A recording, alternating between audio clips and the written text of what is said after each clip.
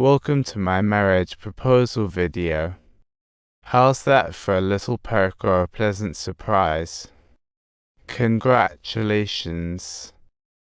Are you seeking a partner who is cerebrally inclined? He could possess countless homes, yet your commitment stands unique. Why hold back from cherishing it? Don't you dare run tomorrow. Jane has never been this bold. Maybe it's all a fantasy, or maybe it's a bright thought that moments maybe just can't tie down his feelings. Tom, with nothing to his name, felt Jane's affection and was over the moon. He thought he wasn't worthy of discussing marriage with Jane, but her actions shattered that barrier. To walk together through life, Jane chose bravery and headed to London. As long as Tom's uncle accepts Jane, the wedding just makes sense. On their first day back, Uncle rolled out a feast, and Jane's speech was a real test. Jane boldly shared her views on gender equality, affectionately calling herself a writer. Tom adored this thinker and was truly relieved that he hadn't questioned her lifestyle. To Uncle, women clearly didn't need to hustle. The mention of her making money was pure shock. To support Jane's career, Tom took her to meet a female writer who dropped some profound wisdom.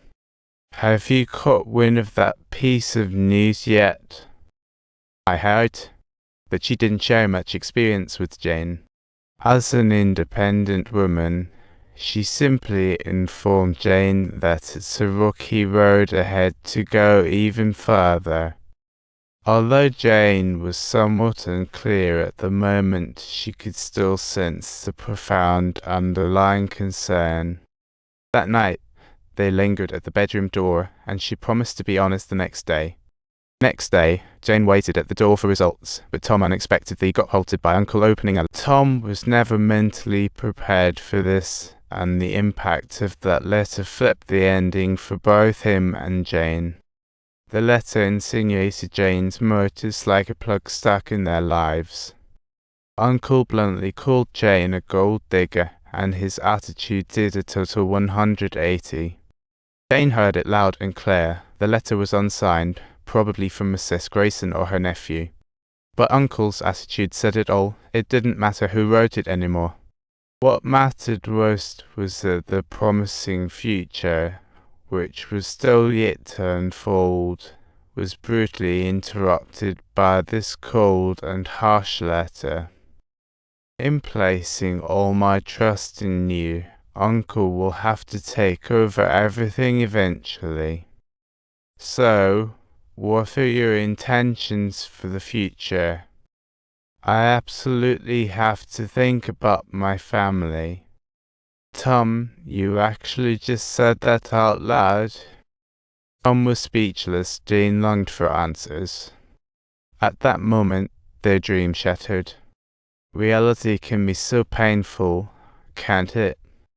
They had hoped to pursue a mutual love, but instead ended up with hearts deeply cut. Leaving home turned out to be a joke, and ironically, that joke haunted Tom, leaving him unable to let go. After Jane left, Tom returned to his old life, but no matter how hard he tried, he couldn't calm the storm inside.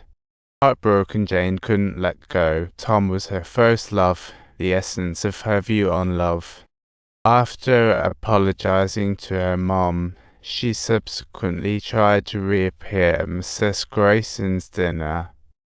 Jane's father received a letter from the military, and the content struck him to the core. Her fiancé's sacrifice was too much for him to bear. As her sister wept uncontrollably, Jane felt utterly helpless.